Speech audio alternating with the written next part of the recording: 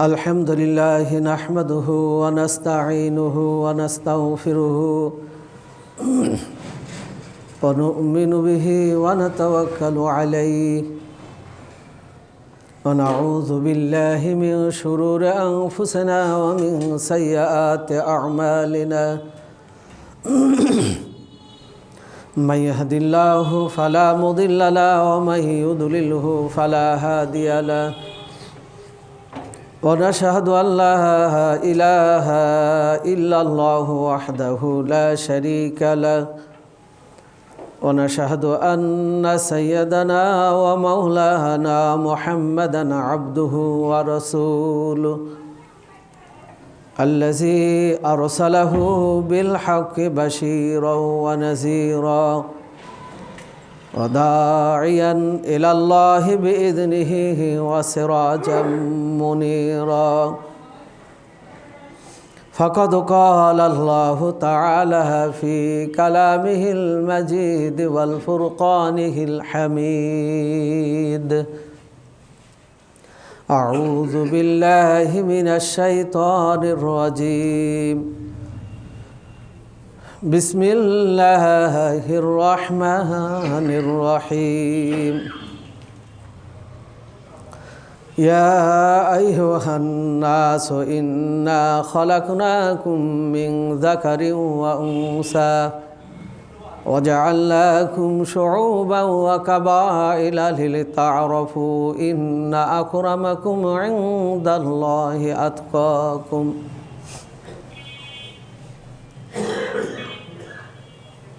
وقال الله تعالى واعتصموا بحبل الله جميعا ولا تفرقوا সমস্ত প্রশংসা সমস্ত তারিফ মহান পালনকর্তার জন্য, জারি ইশারায় জারি হুকুমে আজকে আমরা জুমার সালাত আদায়ের জন্য মসজিদে আসার সুযোগ পেয়েছি। সেই প্রভুর দরবারে শুকর আদায় করি, আলহামদুলিল্লাহ। দরুদ ও সালাম বর্ষিত হোক বিশ্বনবী মুহাম্মদ রাসূলুল্লাহ সাল্লাল্লাহু আলাইহি ওয়াসাল্লামের প্রতি। আজকের জুমার মসজিদে উপস্থিত সর্বস্তরের সুধীমণ্ডলী, আমি আপনাদের সামনে সূরা হুজুরাত থেকে সূরা নিসা থেকে আয়াত দুটি পড়েছি। আয়াতকে সামনে রেখে হুব্বুল ওয়াতান, দেশপ্রেম, নাগরিকের দায়িত্ব কর্তব্যগুলো, এর উপরে দু চারটি কথা আলোচনা করব। আমার তৌফিক ইল্লা বিল্লাহ। আমরা সকলেই স্বাধীনভাবে বাঁচতে চাই, স্বাধীনভাবে মত প্রকাশ করতে চাই। আমরা স্বাধীনভাবে আমাদের মৌলিক চাহিদা মত প্রকাশের সুযোগ আমরা চাই। মানুষ কখনো পরাধীনতা এটা মেনে নিতে পারে না বা নেয়ও না। প্রত্যেকটা ব্যক্তি, প্রত্যেকটা জাতি, তাদের একটাই দাবি, আমরা স্বাধীনভাবে বাঁচতে চাই, স্বাধীনভাবে আমরা চলতে চাই, বলতে চাই। আর আমরাও প্রত্যেকটা নাগরিক, প্রত্যেকটা ব্যক্তি, আমাদেরও একই চাহিদা, একই দাবি। কেননা একটা পরিবারের মতোই হলো একটি রাষ্ট্র, একটা দেশ। পরিবারের সকলে ঐক্যবদ্ধ থাকলে, পরিবারের 10 জন সদস্য সকলার মতের ভিত্তিতে সিদ্ধান্ত নিলে, পরিবারের সকলে কর্মঠ হলে, পরিবারের সকলে আদর্শবান হলে, যেমন একটা পরিবার শান্তির পরিবার হয়, একটা পরিবারে যেমন উন্নয়ন ত্বরান্বিত হয়, একটা পরিবারের ঐক্যবদ্ধ থাকার কারণে বহির শত্রুকে মোকাবিলা যেরকম সম্ভব হয়, একটি রাষ্ট্রের, একটি স্বাধীন ভূখণ্ডের প্রত্যেকটা নাগরিক যদি তার স্বদেশ প্রেম, হুব্বুল ওয়াতান, দায়িত্ব কর্তব্য সম্পর্কে সজাগ হই, তাহলে আমরাও এই ছোট্ট একটি দেশ বাংলাদেশ, এই ছোট্ট একটা দেশ, এই দেশকে আমরা শান্তির দেশে পরিণত করতে পারব। এই দেশের উন্নয়ন ত্বরান্বিত হবে, মানুষ নিরাপদে থাকবে, মত প্রকাশের সুযোগ পাবে, সকলে শান্তিতে বসবাস করতে পারবে। এই শান্তির জন্যই পৃথিবীতে এমন কোনো দেশ নাই যে তাদের এই ভাষার জন্য জীবন দিতে হলো। পৃথিবীতে এমন কোনো দেশ নাই যেখানে সে কথা বলবে মাতৃভাষায়, সে কথা বলার জন্য তাকে রক্ত ঢেলে দিতে হলো। একটি দেশ, সেটা হলো বাংলাদেশ। এই দেশের আমরা যারা সাধারণ নাগরিক 1971 সালে স্বাধীনভাবে বাঁচার জন্য, চলার জন্য আমাদের উপর যারা জুলুম অত্যাচার করছিল তাদের বিরুদ্ধে জনসাধারণ সকলে ঐক্যবদ্ধভাবে একটি সংগ্রাম করে এই দেশটা স্বাধীন করেছিল। কিন্তু দেখা গেল এই স্বাধীন দেশে যে উদ্দেশ্যে 30 কোটি মানুষ, 30 লক্ষ মানুষ জীবন দিল, মা বোনরা তাদের সম্ভ্রম হারালো, স্বাধীনতার ফল আমাদের কিছু দুষ্কৃতকারীরা সেটা ছিনিয়ে নিল। স্বাধীনভাবে কথা বলা কেড়ে নিল, স্বাধীনভাবে ভোট প্রয়োগ করবেন সেটাও কেড়ে নিল, স্বাধীনভাবে চলবেন সেটাও কেড়ে নিল, স্বাধীনভাবে আপনি কোরআন হাদিসের কথা বলে মানুষকে উদ্বুদ্ধ করবেন, মানুষকে ভালোর দিকে ডাকবেন সেটাও হনন করল। মোহতারাম হাজরিন, যেমন 1971 সালে জনসাধারণ, নারী পুরুষ সকল ঐক্যবদ্ধভাবে দেশটাকে স্বাধীন করেছিল। স্বাধীনতার আবার দীর্ঘদিন পর আবার তাদেরকে এই দেশ স্বাধীন করতে হলো, বা দেশের জন্য তাদেরকে জান দিতে হলো, প্রাণ দিতে হলো, রক্ত ঢেলে দিতে হলো। আর 71-এর আগে মাতৃভাষায়, মায়ের ভাষায় মানুষ কথা বলবে, এই কথা বলার জন্য আমাদের ওই সমস্ত যোদ্ধাদের, ওই সমস্ত বীরদের রক্ত দিতে হলো। একটা দেশে বারবার রক্ত দিয়ে স্বাধীনতা অর্জন, বারবার রক্ত দিয়ে তাদের ভাষা বলার অধিকার অর্জন, জালেমের বিরুদ্ধে, অত্যাচারীদের বিরুদ্ধে মত প্রকাশ করবে, যারা মত প্রকাশকে মানুষের গলা চেপে স্বাধীনভাবে বসবাসের যে অধিকার সেটাকে হনন করে যখন নাগরিকদের উপর অত্যাচার জুলুম চালাচ্ছিল, এই দেশের জনগণ, ছাত্র, সকল শ্রেণীর মানুষ, সকল চিন্তা চেতনার মানুষ আর বসে থাকলো না। পীর যখন তাদের দেওয়ালে ঠেকে গেল, সকল ঐক্যবদ্ধ হয়ে তারা ঝাঁপিয়ে পড়ল, রক্ত দিল। কত ভাই, কত যুবক, কত বৃদ্ধ, কত মা বোন, তারাও রক্ত দিল। তাহলে আমাদের কি এই 50 বছর, 60 বছর, 20 বছর অন্তর এইরকমভাবে রক্ত দিয়ে দিয়ে আমাদেরকে এই দেশটা স্বাধীন করে কিছুদিনের জন্য বা সাময়িকের জন্য আমাদের এই মত প্রকাশের সুযোগটা আমাদেরকে অর্জন করতে হবে? ইসলামের দৃষ্টিতে, কোরআন হাদিসের দৃষ্টিতে কি বলছে, কিভাবে একটি রাষ্ট্র সুন্দর করা যায়, নাগরিকের হুব্বুল ওয়াতান, স্বদেশ প্রেম, দেশের দায়িত্ব কর্তব্যটা কি, আমাকে আপনাকে ইসলাম আজ থেকে বহুদিন আগেই সেই নীতিমালা, সেই বিষয়গুলো আমাকে আপনাকে জানিয়ে দিয়েছে। কিন্তু দুর্ভাগ্য আমরা সেই আল্লাহর সেই বিধান, রসুলের সংস্কার যেই পন্থা নীতি ছিল সেটাকে আমরা অনুসরণ না করেই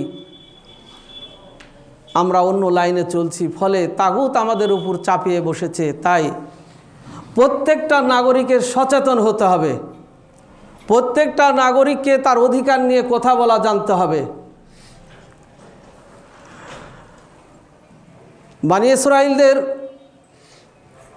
উপর বারবার নির্যাতন এসেছে, তাদের সার্বভৌমত্বের উপরে হস্তক্ষেপ করা হয়েছে, জালেমরা তাদেরকে কুণ্ঠাসা করে রেখেছিল। কারণ একটাই ছিল যে তারা অন্যায়কে মেনে নিয়ে তাদের জালেমদেরকে সুযোগ করে দিয়েছিল।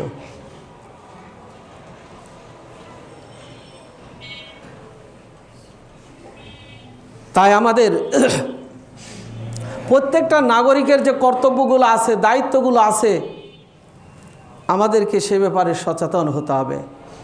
প্রথম নাম্বার হলো আমাদের নাগরিক প্রত্যেককে সুশিক্ষায়, আদর্শ শিক্ষায় শিক্ষিত হতে হবে। যেই শিক্ষা আমাকে আপনাকে পরিবর্তন আনবে, কোনটা অত্যাচার, কোনটা অন্যায়, কোনটা অবিচার আপনাকে বলে দিবে, শক্তভাবে প্রতিহত করার আপনার ইমানি তেজ শক্তি আপনাকে জাগিয়ে তুলবে, এমন শিক্ষা, এমন জ্ঞান, এমন নৈতিক জ্ঞান আমাকে আপনাকে অর্জন করতে হবে।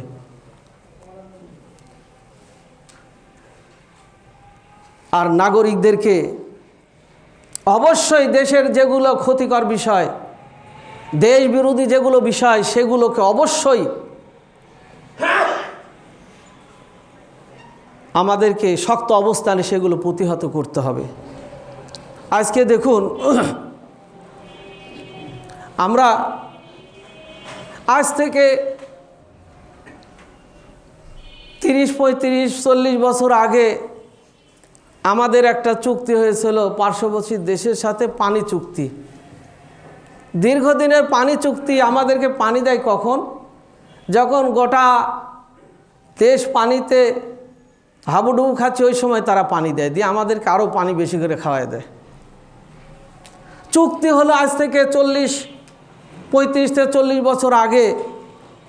এমন চুক্তি হলো যেই চুক্তির ফল আমরা ভোগ করতে পর্যন্ত পারলাম না, কিন্তু আমরা নাগরিকরা শুধু তাকিয়ে তাকিয়ে দেখি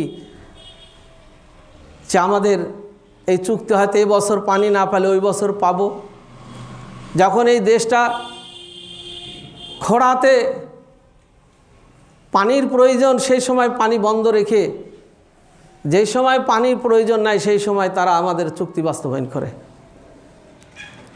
প্রত্যেকটা নাগরিক যদি সচেতন হতাম, চুক্তি যিনি করেছেন, যার সাথে করা হয়েছে, যদি তুমি চুক্তি শর্ত অনুযায়ী পানি বন্টন না করো, আমাদের দ্বারা দায়িত্বশীল তাদেরকে সেখান থেকে ফিরে আনতে হবে। সেটা বলে হোক, চাপ সৃষ্টি করে হোক, লেখনির মাধ্যমে হোক, কথার মাধ্যমে হোক, জিহাদের মাধ্যমে হোক, ফিরে আনতে হবে। আমি এই দেশের নাগরিক, কথা বলার অধিকার আছে। এই দেশের একজন আমি জন্মগ্রহণ করেছি। এই দেশের প্রত্যেকটা নারী, পুরুষ, ছোট বড় সকলার মত নিতে হবে। তাই এখন আমরা যারা এখন বর্তমান যারা দায়িত্বে আছেন, প্রত্যেকটা নাগরিকের পক্ষ থেকে আমরা দাবি করি, তারা যেই রকম বন্যার সময় পানি দিয়ে দেশটা তলিয়ে দিয়ে কোটি কোটি মানুষের ক্ষয়ক্ষতি করছে, তাই তার ভাইটানে আমাদেরকে প্রত্যেকে আমরা চাঁদা দিব, প্রত্যেকে আমরা অংশগ্রহণ করব। এমন একটা ব্রিজ নির্মাণ করতে হবে যারা পানি ছেলে ওই পানিগুলো তাদেরকে গিলতে হয়। আমাদের যারা দায়িত্বশীল, যারা দায়িত্বে আছেন, আমাদের দেশকে আমরা ভালোবাসি বলেই 5 আগস্ট মানুষ সকলে ঝেঁপে পড়েছিল। কোনো একজন ব্যক্তির সেখানে কৃতিত্ব ছিল না, সকলের অবদান ছিল।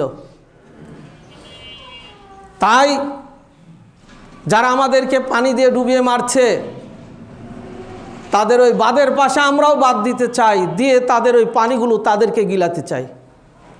এটা ইমানের একটা দায়িত্ব আমার আপনার। আপনাকে মারছে, আল্লাহ কোরআনে বলছেন যদি তোমাকে কেউ একটা ঘুষি মারে দিয়ে নাক ফাটিয়ে দিল, আল্লাহর কোরআন বলছেন তাহলে তুমিও তার একটা ঘুষি লাগিয়ে দাও, তারও একটা নাক ফাটিয়ে দাও। কেউ যদি আপনার একটা হাত কর্তন করে দেয় তাহলে আপনিও তার একটা হাত কর্তন করে দেন। ইসলাম এটা সমর্থন করেছে। কেউ যদি আপনাকে হত্যা করে, আপনার ভাই তার প্রতিশোধ তাকে হত্যা করতে পারবে। তাহলে আমি কেন বারবার অন্যায় মেনে নিব? আমার দেশের মানুষরা বারবার এই বৈষম্যর শিকার হবে। প্রত্যেকটা নাগরিককে কর্মমুখী হতে হবে, এটা বড় দায়িত্ব। কর্ম বাদ দিয়ে কোনোভাবে একটা দেশকে উন্নয়নের দিকে নিয়ে যাওয়া যায় না, একটা দেশের সফলতা অর্জন করা যায় না। যার যেরকম প্রজ্ঞা আছে, যার যেরকম অর্থ আছে, সেইভাবে তিনি ব্যবসায় লাগছেন, তার মেধা খাটিয়ে। ছোট হোক বড় হোক, নারী হোক পুরুষ হোক, সকলে কর্মের সাথে থাকতে হবে। নারীরা কিভাবে কর্ম করেন? বাড়িতে তিনি সেলাই মেশিনের কাজ করতে পারেন। নারীরা কি করতে পারেন? কিছু ফুল উঠাতে পারেন কাপড়ে, তারা কাঁথা সেলাই করতে পারেন। পুরুষরা যার যেইভাবে বৈধ উপার্জন সুযোগ আছে সেগুলো, সেই পথ বেছে নিয়ে তারা কর্মগুলো করে দেশের উন্নয়ন করবেন।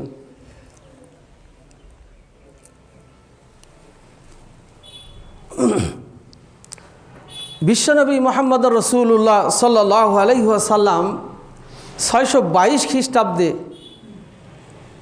মক্কা থেকে মদিনায় হিজরত করেছিলেন। এই হিজরতটা শুধু ধর্মীয় কারণ ছিল না, এই হিজরতটা অর্থনৈতিক কারণ ছিল। বিশ্ববাসীকে একটি সুন্দর রাষ্ট্র কিভাবে গঠন করতে হয়, বহুজাতিক সম্প্রদায়কে কিভাবে ঐক্যবদ্ধ করতে হয়, আল্লাহ তাআলা সেটা শিক্ষা দেওয়ার জন্য রসুলকে মক্কা থেকে মদিনায় নিয়ে গেলেন। আবার মদিনা থেকে 8 বছর পরে আবার মক্কায় ফিরে নিয়ে আসলেন। কিভাবে একটি পুরাতন রাষ্ট্র নতুন রাষ্ট্র সংস্কার করতে হয়, এই শিক্ষাগুলো দিলেন। মোহতারাম হাজিরিন, বিশ্বনবী মক্কা থেকে মদিনায় হিজরত করলেন। যে তিনি তো নেতা হয়ে দাঁড়িয়ে গেলেন না যে আমি আজ থেকে মক্কা মদিনার নেতা, মদিনার আমি রাষ্ট্রপ্রধান, আমি যা বলবো সেটা শুনো। সকলার মতামত নিলেন, প্রত্যেকটা গোষ্ঠীর মতামত নিলেন। সেখানে আউস খাজরাজ গোত্র ছিল, বানি নকিব ছিল, আরও অনেক গোত্র ছিল।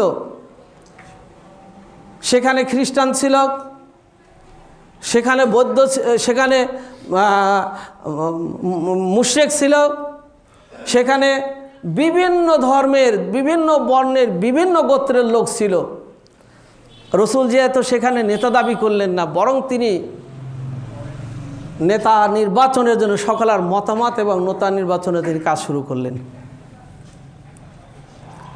সকলে এক বাক্যে বললেন, আমা আরসালনাকা ইল্লা রাহমাতাল লিল আলামিন। আল্লাহ যাকে পৃথিবীতে রহমত করে পাঠিয়েছেন, দয়ালু করে পাঠিয়েছেন, সে দয়ালু নবী, বিশ্ব নবী এখানে আগমন করেছে। সেখানে যেই যেই ধর্মের, যেই যেই গোত্রের লোক ছিল, সকলে এক বাক্যে রসুলকে নেতা নির্বাচিত করলেন। তাহলে এখানে আমার আপনারও খেয়াল করতে হবে, নেতা নির্বাচন আমার আপনার ভুল হলে আমাকে আপনাকে 10 বার পানিতে চুবড়াবে। এই জন্য নেতা নির্বাচনের জন্য অবশ্যই নাগরিকের সুদৃষ্টি রাখতে হবে। শহর অঞ্চলে হয়তো এটা নাই, গ্রামগঞ্জে ভোটের আগের দিনে 1 প্যাকেট সিগারেট 100টা টাকা 500টা টাকা হাতে দিলে মত চেঞ্জ হয়ে যায়।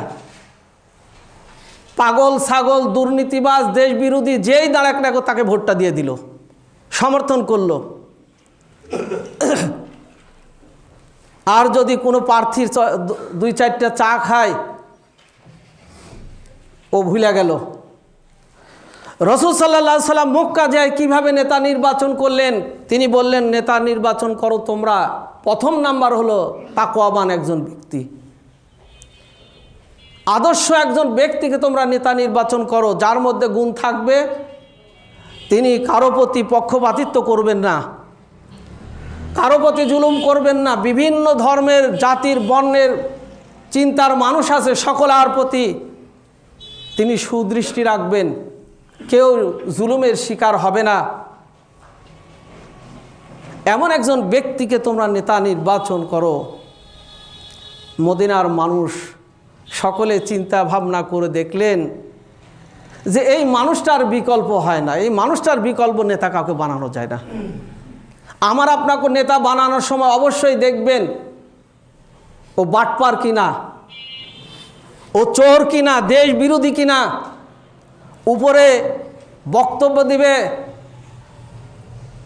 দেশপ্রেমিক, স্বাধীনতার পক্ষে, স্বাধীনতার যোদ্ধা আমলে প্রচার করবে, অথচ ভিতরে সম্পূর্ণ দেশ বিরোধী কাজ করে। তা না হলে আজকে আমাদের এই পরিণতি হয়।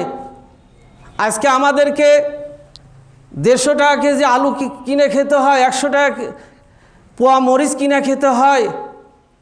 আমার আপনার প্রত্যেকের এই সাধারণ নাগরিকের পকেট থেকে ট্যাক্স বলেন, ভ্যাট বলেন, এই বিদ্যুৎ বলেন, গ্যাস বলেন, অধিক বাড়িয়ে দিয়ে সেগুলো চুষে নিয়ে সেই টাকাগুলো আমার দেশে না রেখে দেশ থেকে অন্য দেশে পাচার করে দিল। ওই মানুষটা দেশপ্রেম হতে পারে না কখনো। ওই ব্যক্তি আসল নাগরিক নয় দেশের, দেশের সম্পদ পাচার করে দিল। দেশের বিরুদ্ধে অন্য জায়গায় বসে ষড়যন্ত্র করলো, সে দেশপ্রেমিক হতে পারে না। বড় দুর্ভাগ্য, আমাদের পাশেই বিশাল একটা দেশ আছে, যত সন্ত্রাস, যত জালেম ওই দেশে এসে স্থান পায়। কয়েকদিন আগে সিরিয়ার এক জালেমকে সিরিয়াবাসী তাড়িয়েছে, বাশার আল আসাদকে। খুঁজে কোথায় পাওয়া যাচ্ছে না। কালকের নিউজে বলছে যে ভারতে আশ্রয় দিয়েছে। জনগণের আন্দোলনের মুখে দেশ ছেড়ে এমনভাবে পালিয়েছে, কোথায় গেছে কয়েকদিন যাবৎ কেউ খুঁজে বের করতে পারল না। এখন পাওয়া যাচ্ছে যে ভারত তাকে আশ্রয় দিয়েছে। আফগানিস্তানের এক জালেমকে আশ্রয় দিয়েছে ভারত, আশরাফ ঘনিকে। বাংলাদেশের আরও তো কতগুলো দিয়েছে, অগণিত দিয়েছে। সব শয়তান এক জায়গায় বসে দেশ বিরোধী কাজ করছে। এই জন্য নাগরিকের উচিত হবে এগুলো কখনো দেশে আসলে আগে বিচারটা হতে হবে। রাসূল সাল্লাল্লাহু আলাইহি সাল্লাম মক্কা বিজয়ের পর ঘোষণা করেছিলেন, যারা আবু সুফিয়ানের বাড়িতে অবস্থান করবে, যারা বাইতুল্লাহ অবস্থান করবে, যারা ঘরের দরজা বন্ধ করে আমার ভুল হয়েছে, আমাকে ক্ষমা করে দাও, ক্ষমার জন্য প্রার্থনা করবে, তাদেরকে ক্ষমা করে দেওয়া হবে। তবে হ্যাঁ, যাদের মাস্টার মাইন্ড ছিল ওদের কারো ক্ষমা হবে না।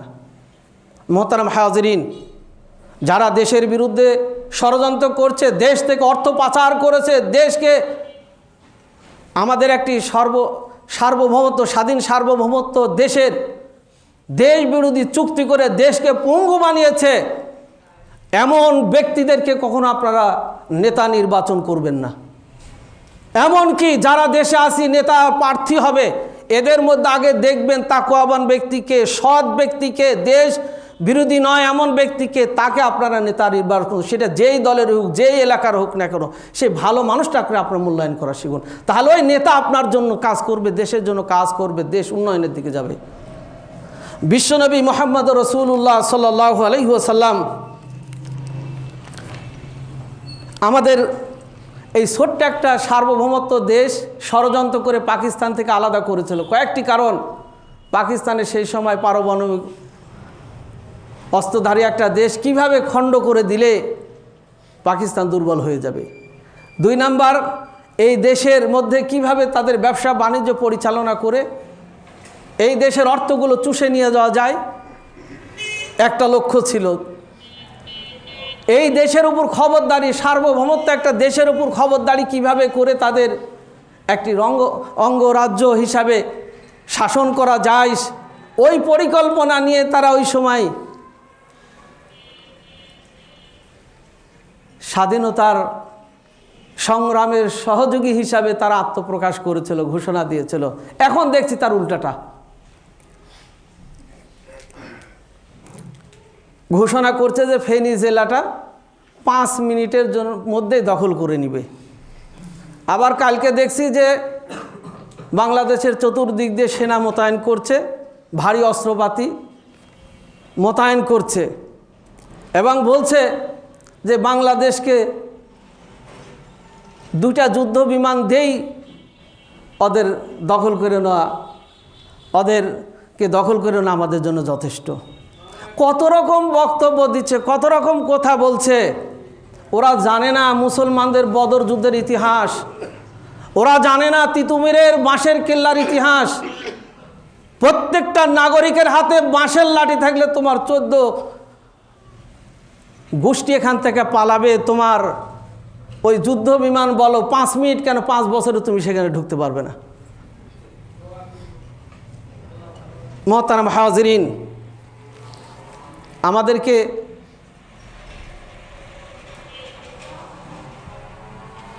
বিশ্বনবী কি শিক্ষা দিচ্ছেন? একটা ভূখণ্ডে বিভিন্ন ধর্মের লোক থাকতে পারে, বিভিন্ন ধর্মের, বিভিন্ন মতের, বিভিন্ন গোষ্ঠীর লোক থাকতে পারে।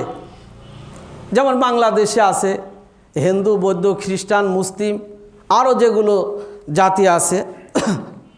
রাসূল সাল্লাল্লাহু আলাইহি সাল্লাম মক্কায় থেকে মদিনায় 622 খ্রিস্টাব্দে হিজরত করেই তিনি মদিনাতেও ঠিক এই অবস্থায় দেখলেন। বিভিন্ন গোত্রের, বিভিন্ন মতের, বিভিন্ন ধর্মের লোক ছিল। রাসূল সাল্লাল্লাহু আলাইহি ওয়াসাল্লাম সেখানে যে পৃথিবীর সর্বপ্রথম সংবিধান রচনা করলেন, রাসূল সাল্লাল্লাহু আলাইহি ওয়াসাল্লাম যে সংবিধান রচনা করেছিলেন সেখানে 47টি ধারা ছিল। তার মধ্যে দেশপ্রেমের জন্য ছিল প্রথম কয়েকটি। রাসূল সাল্লাল্লাহু আলাইহি ওয়াসাল্লাম প্রথমে যেই কথাগুলো লিখেছেন, এই দেশের প্রত্যেকটা নাগরিক, মুসলিম হোক অমুসলিম হোক, যে যেই গোত্রের হোক না কেন, সকলে এই দেশটাকে, এই দেশের উন্নয়নে কাজ করবে। যার যতটুকু অবদান রাখা শক্তি সামর্থ্য আছে তারা সেইভাবে সেই দেশের উন্নয়নের জন্য কাজ করবে। এই দেশে সকল ধর্মের মানুষ, বর্ণের মানুষ, চিন্তার মানুষ নিজ নিজ ধর্ম, নিজ নিজ মত স্বাধীনভাবে প্রকাশ করবে। কখনো কেউ কারো ধর্মের উপর হস্তক্ষেপ করবে না। স্বাধীনভাবে তারা ধর্ম পালন করবে। স্বাধীনভাবে ধর্ম পালন করতে কোনো রকম বাধা থাকবে না। কেউ যদি বাধা দেয় তাহলে তার উপযুক্ত বিচারের সম্মুখীন করা হবে। এরপর রাসূল সাল্লাল্লাহু আলাইহি সাল্লাম বললেন, মদিনার অভ্যন্তরীণ হোক আর বহির্শত্রু হোক, মদিনাকে যদি আক্রমণ করে তাহলে আমরা সকলে ঐক্যবদ্ধভাবে সেগুলোকে প্রতিহত করব। 3 নম্বর ধারাতে রাসূল বললেন, মদিনার বিরুদ্ধে, মদিনার ভিতরে হোক আর বাহিরের হোক, এই মদিনার সার্বভৌমত্বকে নষ্টর জন্য, ধ্বংসের জন্য যারা ষড়যন্ত্র করবে, বহির্শত্রুকে আমরা সকলে ঐক্যবদ্ধভাবে আমরা সেটাকে প্রতিহত করব। মোহতারাম হাজিরিন, আমরাও এই দেশে বিভিন্ন ধর্মের লোক আছে, আমাদের এই দেশকে উন্নয়নের জন্য আমরা সকলে কাজ করব। এই দেশের অভ্যন্তরীণ হোক বাহিরের হোক, যেইভাবে ষড়যন্ত্র করছে, আমরা দেশ বিরোধী ষড়যন্ত্র হলে আমরা সেগুলোকে শক্তভাবে প্রতিহত করবো। এ ব্যাপারে আমরা সকলে যেই মতের, যেই গোষ্ঠীর হোক না কেন, আমরা এক্ষেত্রে বাঙালি, আমরা এক্ষেত্রে আমরা দেশপ্রেমিক নাগরিক, আমরা সেই দেশের ষড়যন্ত্রকে রুখে দিব। এটা হবে একজন নাগরিকের অন্যতম এবং দায়িত্বশীল কর্তব্য। এটা বিশ্বনবী বললেন, যদি হ্যাঁ তোমাদের বিভিন্ন ধর্মের গোত্রের কেউ যদি বিচ্ছিন্ন হয়ে পড়ে হয়ে এই রাষ্ট্রের বিরুদ্ধে কাজ করে, তাহলে সে এই দেশের নাগরিক হিসেবে পরিগণিত হবে না।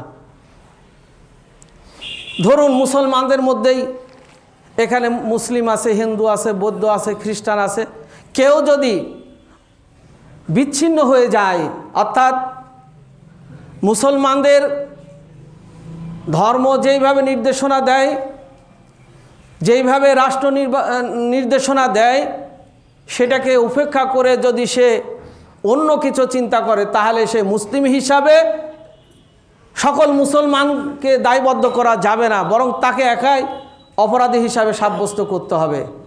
যেমন আজকে বাংলাদেশের বড় সমস্যা যে হিন্দু ভাইগুলো আছে, অন্য ধর্মের লোকেরা আছে, তারা আমাদের দেশপ্রেমিক বলেই সকলের সহযোগিতায় দেশটা 5 আগস্ট একটা বিজয় লাভ করেছে।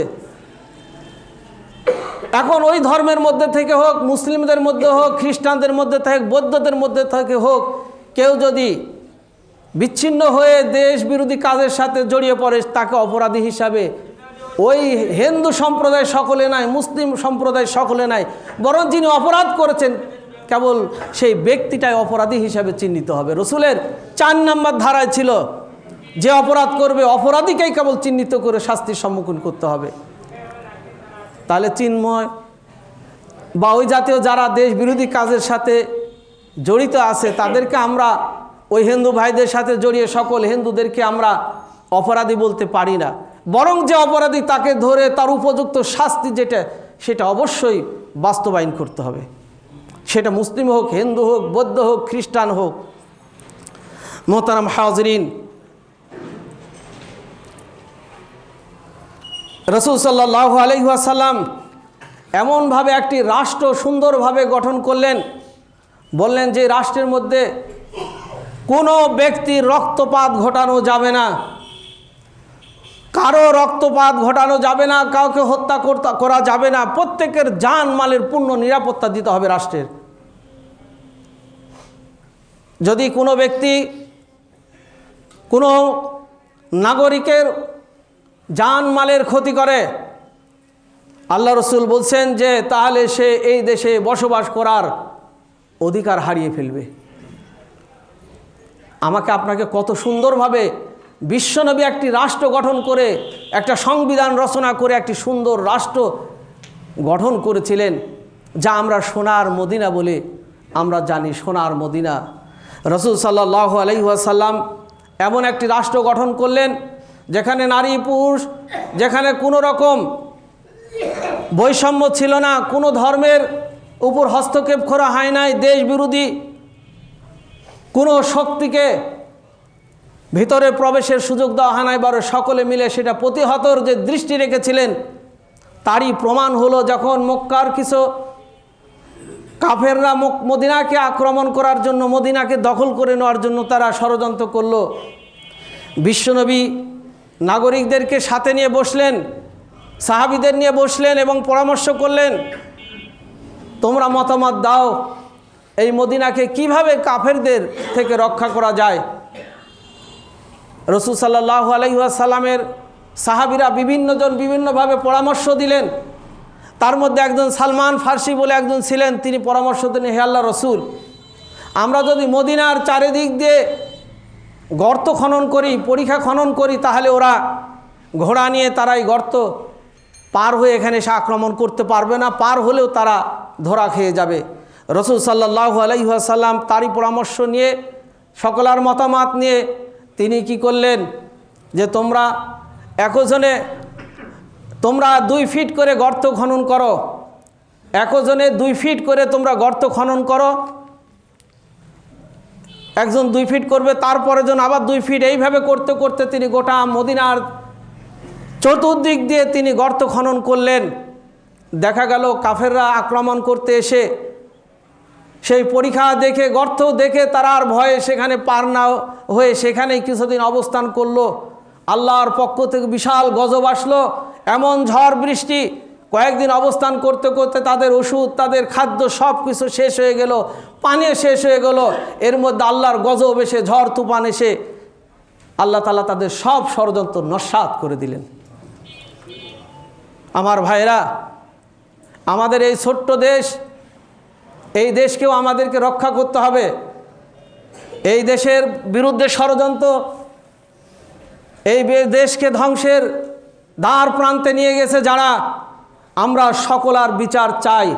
এমনকি 5 আগস্টের, জুলাই এবং আগস্টের যারা হত্যার মাস্টার মাইন্ড ছিলেন, যারা হুকুম করেছেন, যেখানেই পালিয়ে থেকে যেই কয় বছর পরে হোক না কোন, তাদের বিচার আমরা দেখতে চাই। না হলে ওই শহীদদের, ওই আহতদের, ওই মানুষের সাথে বেঈমানি করা হবে। তাই আমরা চাই এই অপরাধীগুলোকে দেশে নিয়ে এসে যেইভাবে হোক বিচার করতে হবে। আর তারা যে অবস্থা সৃষ্টি করেছিল, লুটপাট, অবিচার, মানুষের ভোট প্রয়োগের অধিকার নষ্ট করেছিল, ছিনিয়ে নিয়েছিল।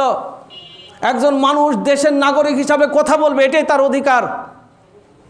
যা ইসলাম দিয়েছে, রাসূল সাল্লাল্লাহু আলাইহি ওয়াসাল্লাম মদিনার রাষ্ট্র প্রতিষ্ঠান করে সকল নাগরিকের মতামত দিতে বলেছিলেন। যার উদাহরণ হলো হযরত উমর রাদিয়াল্লাহু আনহু যখন মক্কার মেম্বারে দাঁড়িয়ে খুতবা দিচ্ছিলেন, নাগরিক কিভাবে তার অধিকার, কথা বলার, মত প্রকাশের অধিকার পেয়েছিলেন। এখান থেকে আমরা যদি একটু চিন্তা করি, রাসূল সাল্লাল্লাহু আলাইহি সাল্লামের খলিফা হযরতে উমর রাদিয়াল্লাহু আনহু মসজিদে মেম্বারে খুতবা দিচ্ছেন। এক পর্যায়ে এক মুসল্লি, এক নাগরিক দাঁড়িয়ে বলছে, আমিরুল মুমিনিন, খুতবা বন্ধ করুন। অনেক খুতবা দিয়েছেন, অনেক ওয়াজ করেছেন, খুতবা বন্ধ করুন।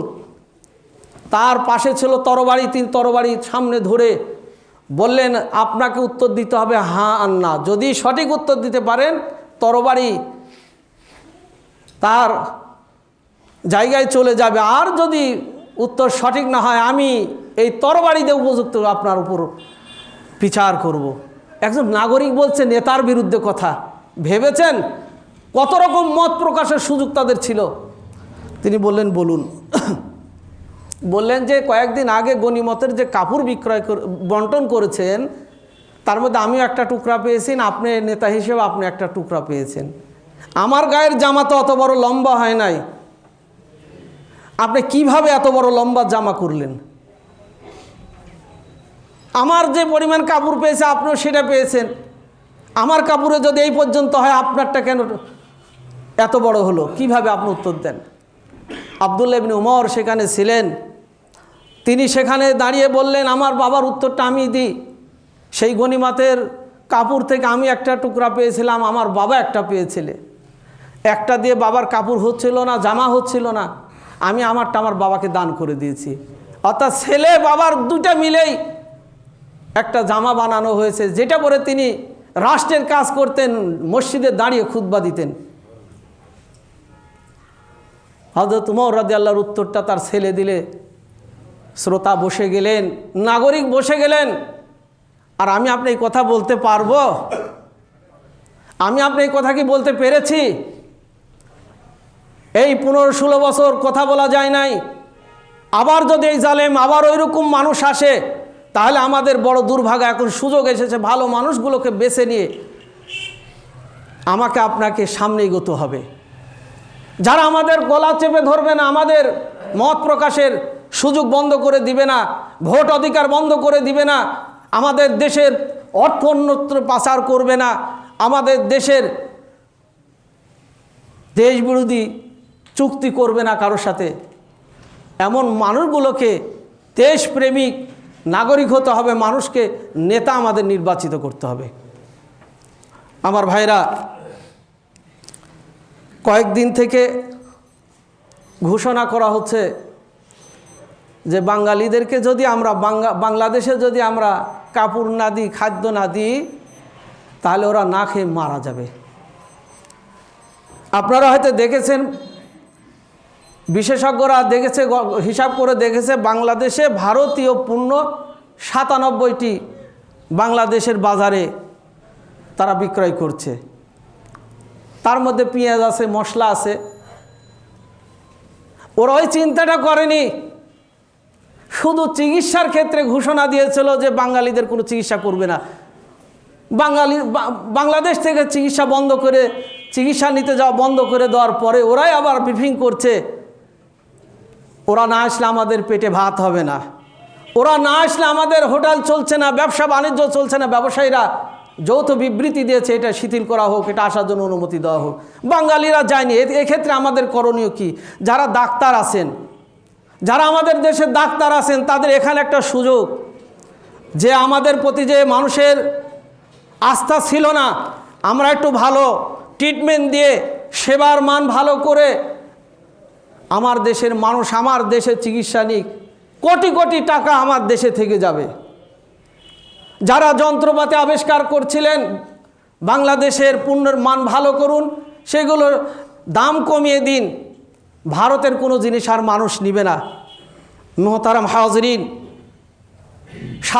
97টি পণ্যের মধ্যে মুসলমানরা যেটাকে ঘৃণা করে, ইসলাম ধর্ম যেটাকে হারাম করেছে, তার মধ্যে হলো 36টি।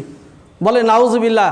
তার মধ্যে মদ আছে, গাঁজা আছে, হিরোইন আছে, ফেন্সিডিল আছে, আরও যেগুলো আমাদের যুব সমাজকে নষ্ট করছে, আমরা ওই 36টা তো আগেই বর্জন করে দিয়েছি। আর বাকিগুলো যেগুলো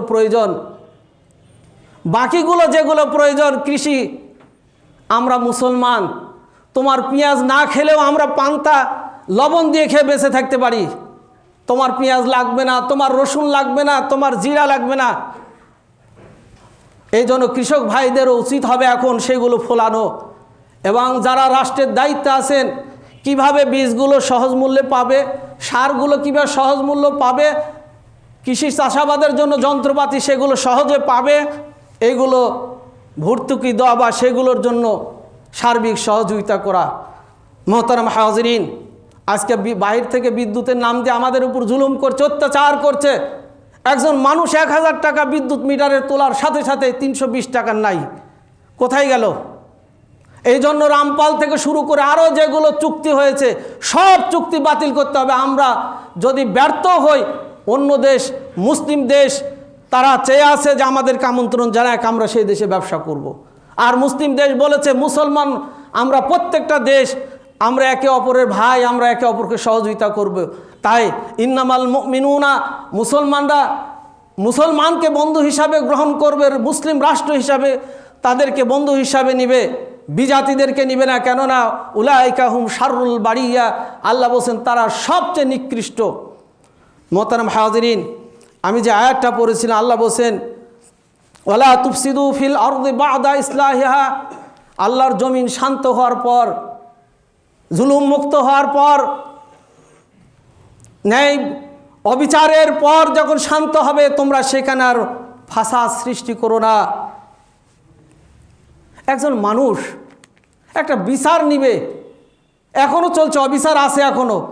একজন মানুষ একটা বিচার নিবে, বিচার প্রার্থী হবে, আদালতের কাছে যাবে, আগে থেকে তারা রায় লিখে রাখে, বাদী বিবাদীর কথা শোনা লাগে না, যাকে বলে দিচ্ছে তার পক্ষে রায় ঘোষণা করা হচ্ছে। মানুষের নিঃশ্বাস বন্ধ হয়ে গিয়েছিল, এখনও আছে, সেগুলো আমরা পরিবর্তন চাই। আমরা অবিচারের জায়গায় থাকতে চাই না।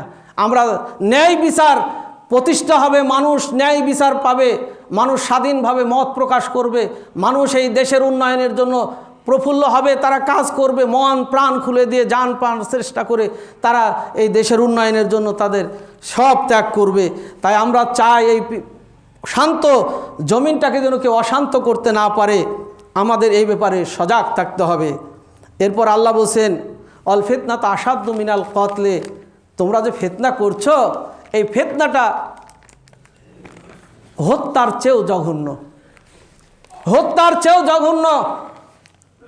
আজকে মিডিয়া খুললেই কয়েকটা হলুদ মিডিয়া, বাংলাদেশের সৈন্য কতটা, ওদের সৈন্য কতটা, এদের যুদ্ধ বিমান কতটা, বাংলাদেশের কয়টা, মানে জনগণের মন ভেঙে দিচ্ছে।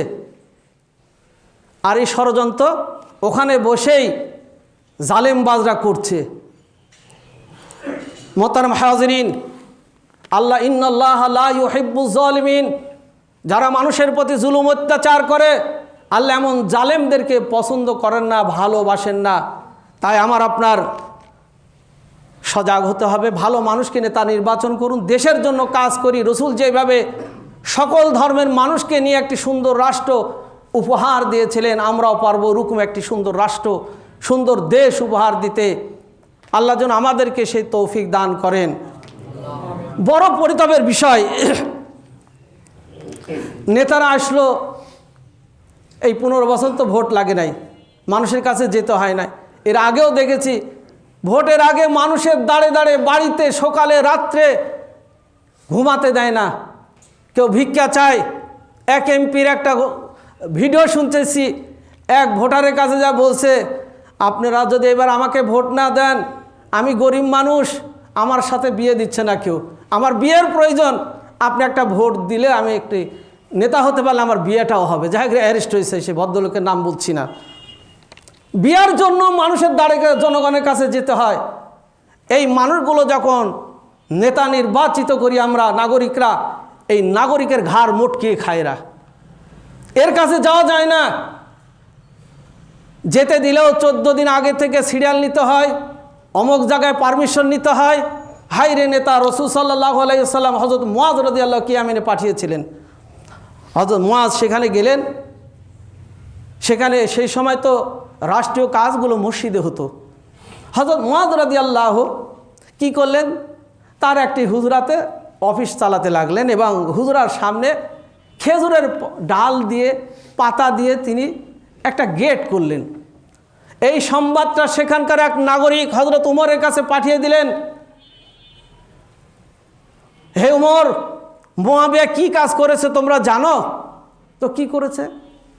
তো বলল ওখানে গেট করেছে সাধারণ মানুষ যাতে এসে ওখানে দাঁড়িয়ে যায়। একটু ভাবে ব্যাপার কি, গেট আছে, পারমিশন লাগবে কিনা, সেখানে যেতে হলে কোনো ইয়া মানতে হবে কিনা, নীতিমালা মেনে যেতে হবে কিনা, এইটুক ভিতরে যাতে জনগণের নাও হয়, জনগণ যাতে ওখানে যে বাধাপ্রাপ্ত না হয়। হযরত ওমর রাদিয়াল্লাহু জানার সাথে সাথে রাসূল সাল্লাল্লাহু আলাইহি সাল্লামকে বললেন, হে আল্লাহর রাসূল, আপনি যদি বলে দেন আমি এখনই যে মুআযের ওই গেট এবং তার ওই যে হুজরাতে যে অফিস করেছে আমি সব তছনছ করে দিব। জনগণ তাকে নেতা নির্বাচন করেছেন, জনগণকে সেখানে যা বেগ পেতে হবে, আমি যাব কিনা বা এখানে কোনো নীতিমালা অনুসরণ করতে হবে কিনা। মোহতারাম হাজরিন, এমন নেতা হবে যার কাছে যেতে কোনো পারমিশন লাগবে না, এমন নেতা হবে যিনি বাজার করবেন একা, এমন নেতা হতে হবে যার কোনো 14টা গাড়ি তার পিছনে রাষ্ট্রীয় সম্পদ খরচ করে, তেল খরচ করে, বাহিনী দিয়ে পাহারা দেওয়া নিয়ে যেতে হবে, এমন নেতা আমার দরকার না। আমরা নেতা চাই যিনি জনসাধারণের মধ্যে মিশে কাজ করবেন, দেশের উন্নয়ন করবেন। যাও বিশ্বনবীর খোলাফায়ে রাশেদিন, বিশ্বনবী সেটা আমাদেরকে শিক্ষা দিয়ে গেছেন, দেখিয়ে দিয়েছেন। আসি মহান আল্লাহ তাআলার কাছে প্রার্থনা জানাই, হে আল্লাহ, আমাদের এই সার্বভৌমত্ব, এই স্বাধীন রাষ্ট্র বাংলাদেশকে তুমি শত্রুমুক্ত করো এবং যারা ষড়যন্ত্র করছে আল্লাহ তুমি তাদের ষড়যন্ত্রকে নস্যাৎ করে দাও।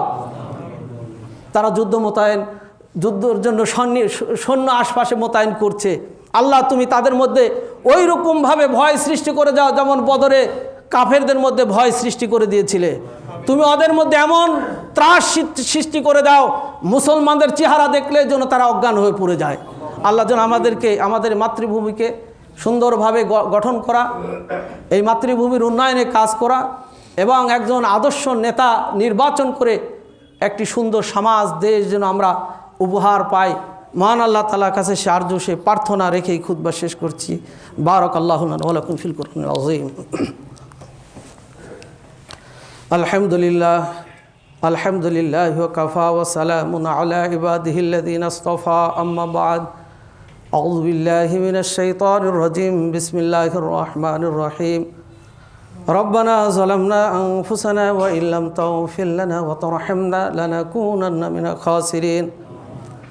আল্লাহুম্মা আইদিল ইসলাম ওয়াল মুসলিমিন ওয়াখযুলিল কাফারাতাল মুশরিকিন। আল্লাহুম্মা আনসুর মান নাসারা দীন মুহাম্মাদিন ওয়াজআলনা মিনহুম ওয়াখযুল মান খাযালা দীন মুহাম্মাদিন ওয়া লা তাজআলনা মিনহুম। ইন্নাল্লাহা ইয়া'মুরু বিল আদলি ওয়াল ইহসান ওয়া ইতাইযিল কুরবা ওয়া ইয়ানহা আনিল ফাহশাই ওয়াল মুনকারি ওয়াল বাগি ইয়া'যুকুম লাআল্লাকুম তাযাক্কারুন। ওয়া লাযিকরুল্লাহি তাআলা আওলা ওয়া আযzu ওয়া যাল্লু ওয়া তাম্মু ওয়া হাম্মু ওয়া আকবার। কুম ইলাস সালাত।